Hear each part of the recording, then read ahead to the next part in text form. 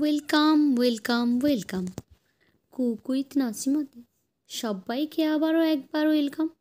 প্রতিদিনের মতো আজকেরও চলে এলাম নতুন একটি ভিডিও নিয়ে আপনাদের সামনে।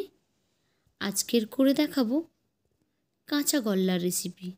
খুবই সহজ এটি বানানো। তাহলে চলুন একবার রেসিপিটি দেখে নিন। প্রথমেই লাগবে দুধ। আমি এখানে 1 লিটার দুধ গ্যাসে বসিয়ে দিয়েছি। হালকা গরম হতেই দিয়ে দিলাম 2 চামচ ভিনিগার। ভিনিগারটা দিয়ে কন্টিনিউ নাড়াচাড়া করতে থাকবো। আস্তে আস্তে করে দেখুন দুধটা কিন্তু ফাটতে আরম্ভ করেছে। আস্তে আস্তে এই দুধটা পুরোটা কিন্তু ছানা তৈরি হয়ে যাবে। অল্প অল্প করে কেটে যাচ্ছে, আপনারা দেখতে পাচ্ছেন। একটা সময়ে গিয়ে এই সম্পূর্ণ জল আলাদা হয়ে যাবে আর ছানাগুলো আলাদা হয়ে যাবে। এখন এই যে জল জল হয়ে গেছে, এখন ছানাটাকে আমরা একটা স্ট্রেনার দিয়ে ছেঁকে নেব। আর যেহেতু ভিনিগার দিয়েছি তাই টক লাগবে, সেই জন্য ঠান্ডা জলে কিন্তু অবশ্যই 1-2 বার ধুয়ে নেবেন। আমি এটাকে ধুয়ে পরিষ্কার করে নিয়েছি। এখন এই যে জলটা আছে, জলটা পুরো স্ট্রেনার থেকে বেরিয়ে যাবে। আমি এই স্ট্রেনারের উপরেই এটাকে রেখে দেব কিছুক্ষণের জন্য। এখন গ্যাসে একটি কড়াই বসিয়ে দিয়েছি। দিয়ে দিচ্ছি আমি 1 কাপ তরল দুধ।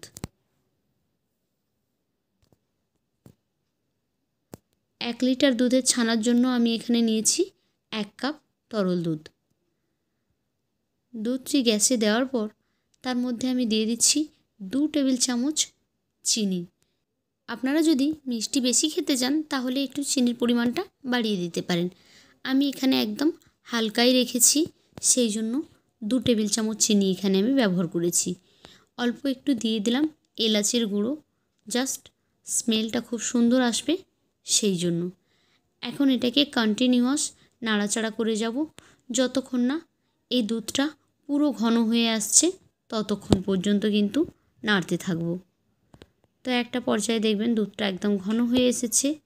এর থেকে আরও বেশি ঘন হয়ে আসবে যখন, তখন নেব। দেখুন এখন এই যে ঘন হয়ে গেছে, তাই আমি এর মধ্যে ছানাটাকে দিয়ে দিলাম।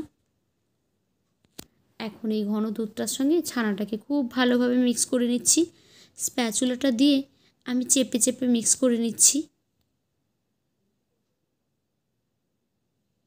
আপনারা চাইলে এই পর্যায়ে কিন্তু গুঁড়ো দুধও অ্যাড করতে পারেন। স্প্যাচুলা দিয়ে দেখুন আমি খুব ভালোভাবে মিক্স করে নিয়েছি।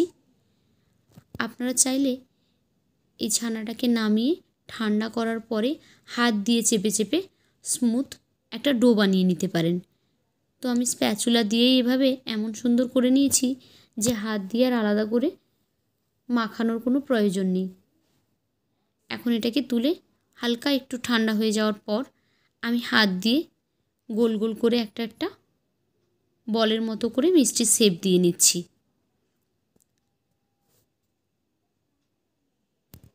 এই যে গোল করে নিয়েছি। এখন আমি এটাকে একটা পাত্রের মধ্যে রেখে দিচ্ছি। প্লেটের উপরে আমি আগের থেকেই গুঁড়ো দুধ দিয়ে রেখেছি, তার উপরে গিয়ে মিষ্টিটাকে এভাবে কোটিং করে নিচ্ছি। নিলেই কিন্তু রেডি আমাদের কাঁচাগোল্লা। তো দেখলেন তো কাঁচাগোল্লা বানানো কত সহজ। আর রেসিপিটি কেমন লাগলো বলবেন। যদি ভালো লেগে থাকে তাহলে লাইক, কমেন্ট অ্যান্ড শেয়ার করবেন। আর এমনই সহজ সরল রেসিপি পেতে আমার চ্যানেলটিকে সাবস্ক্রাইব করে বেল আইকনে ক্লিক করে নোটিফিকেশান অল করে দেবেন। তাহলে নতুন ভিডিও আপলোড করলে সেই ভিডিও সঙ্গে সঙ্গে পৌঁছে যাবে আপনাদের ফোনে। তো আজকের মতো এই পর্যন্তই। ফিরে আসবো আগামীকাল নতুন একটি ভিডিও নিয়ে। ততক্ষণের জন্য সবাইকে টাটা।